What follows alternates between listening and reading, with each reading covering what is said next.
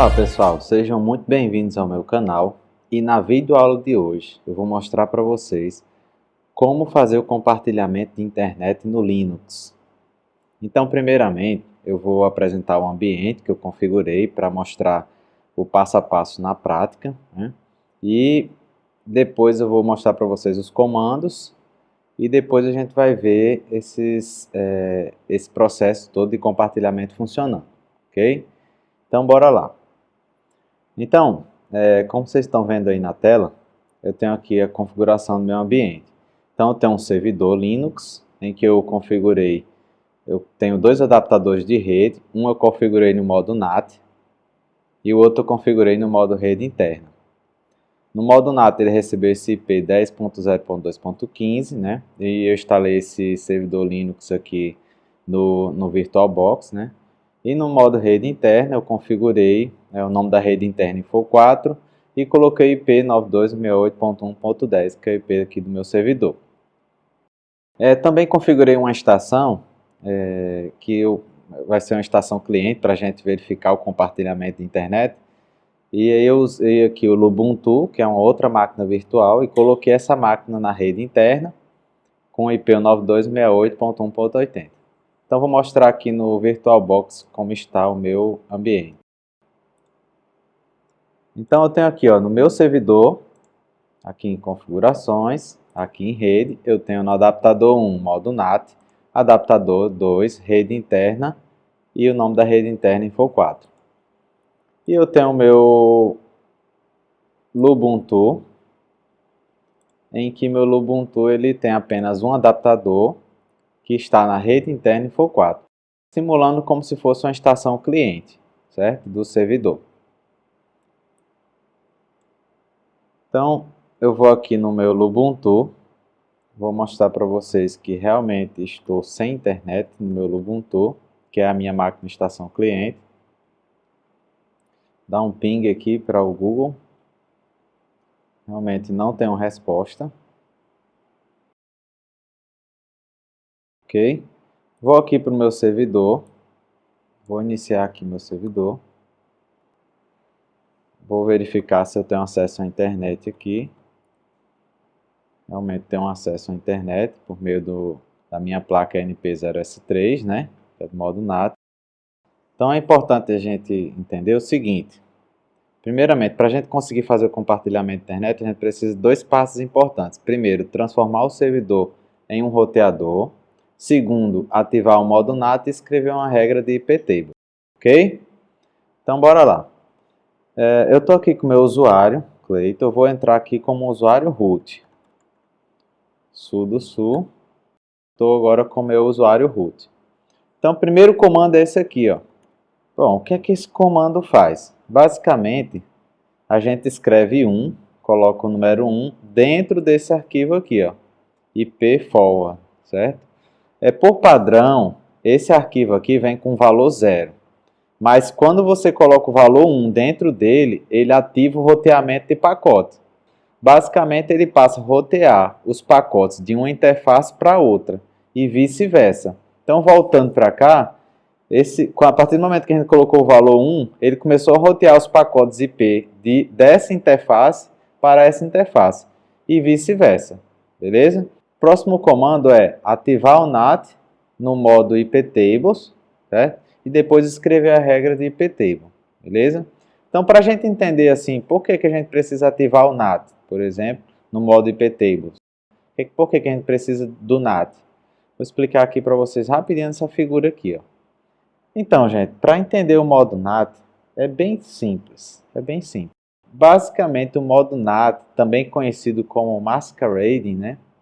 Ele é uma técnica que consiste em reescrever, utilizando uma tabela hash, os endereços IPs de origem de um pacote que passa por um roteador, certo? De uma rede interna para o acesso exterior, para a rede externa, certo? Então, no NAT vai ter uma tabela hash para controlar os endereços de origem e destino, já que os pacotes eles vão passar da rede interna para externa e vice-versa. Então, precisa de uma tabela para isso. Quem faz essa tabela, quem controla essa tabela é o NAT. Então vamos aqui um exemplo. Vamos supor que essa máquina aqui, ó, 192.68.1.80, isso aí é um exemplo se você não entendeu ainda. Ele vai fazer um acesso a esse endereço destino aqui, certo? Um acesso a um site qualquer, por exemplo, que está nesse mundo externo aqui. Então eu estou tentando acessar a internet nessa máquina aqui. Então eu tenho meu endereço de origem e meu endereço de destino. Então, quando chega aqui no servidor, que está configurado como NAT, que eu vou mostrar como fazer essa configuração daqui a pouco, o que acontece? Ele traduz esse endereço de origem, 192.68.1.80, no endereço da interface de rede externa, certo? Que é a minha interface 1, 10.0.2.15, ok? Que é o meu IP da interface 1, que é o que tem acesso à rede externa no meu servidor.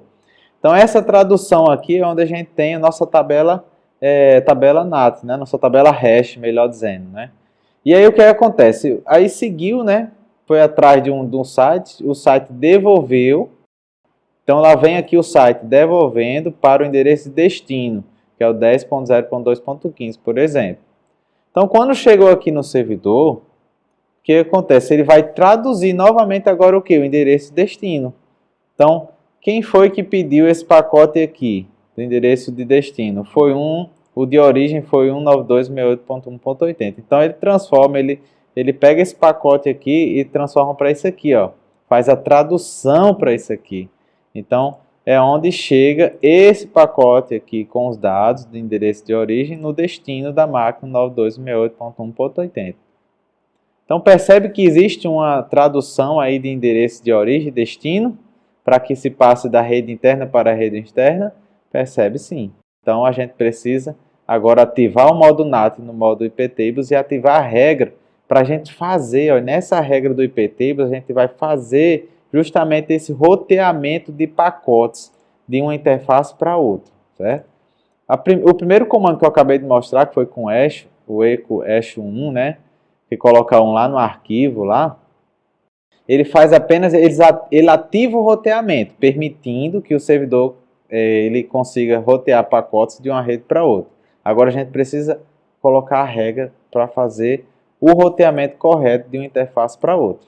Então é bem facinho. Primeiramente, nós vamos colocar modprob iptable NAT. O que esse comando faz? Basicamente, ativa o modo NAT. Ativa o NAT, melhor dizendo, no modo IPTables, beleza? E agora vamos escrever nossa regra de IPTables. Então, gente, o que esse comando faz aqui? Esse último comando. Ele praticamente, a gente cria uma regra de IPTables, certo?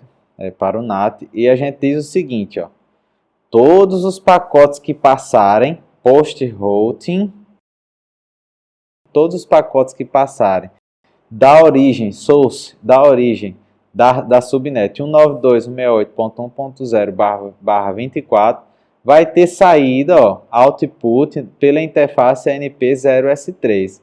Essa interface ANP0S3, como eu já falei, é a interface para a rede externa, tá certo?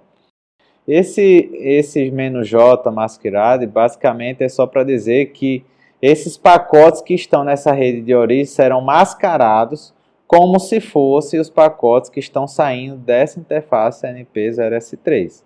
Então é como se fosse, essa regra aqui é como se fosse esse processozinho aqui, ó, de ida do pacote, né? Tá indo para a internet, beleza? Então mascarando esse IP aqui, o 92.168.1.80, que está nessa subnet, para esse endereço IP aqui dessa interface ANP0S3.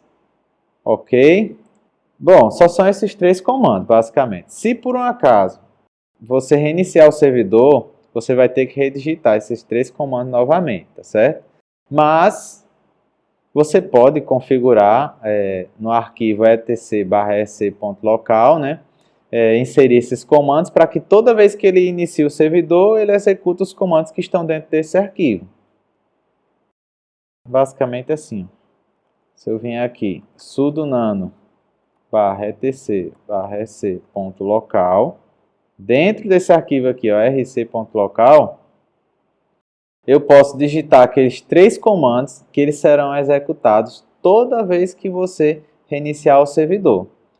Então vamos agora ver o resultado do compartilhamento de internet, já que eu digitei os 3 comandos aí, lá na minha máquina cliente. Então primeiramente eu vou testar aqui. Olha só, já consigo fazer o meu acesso à internet. E agora eu vou testar aqui no Firefox.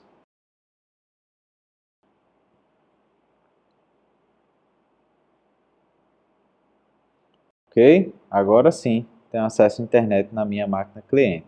Beleza, gente? Eu vou deixar os códigos na descrição desse vídeo. Espero que vocês tenham entendido.